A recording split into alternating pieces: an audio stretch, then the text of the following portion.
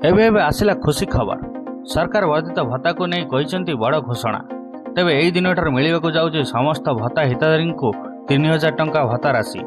तेबे केबेठु मिलिबो एही भत्ता राशि ता जानिया पूर्व आम चैनल को सर्वप्रथम आसीथिले चैनल को सब्सक्राइब करी पाखर थिबा बेल आइकन को दबाई दियंतु।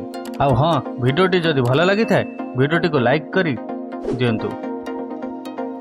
आमे जदि कहिबा भत्ता टंका केउ मासरु बढ़िबो तो पूर्वरु कुहा हेउथुला कि जून मासर बढ़िबो बोली जहाँ भी सूचना रही।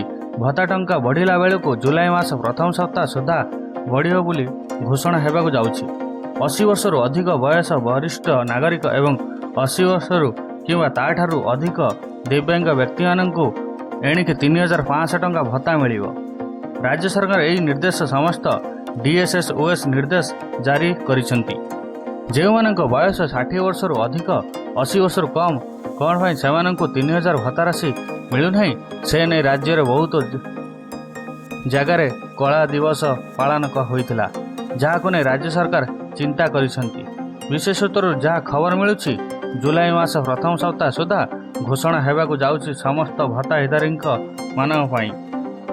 जो मानक बयस 80 वर्षरू अधिक 80 वर्षरू कम से 3000 टंका भत्ता राशि मिलिबो। सरकार जेकोसी मुहूर्त घोषणा करिपारंती। तेबे आपण सर्वप्रथमे जानिया पई आम चैनल को सब्सक्राइब करी रखि थांतु।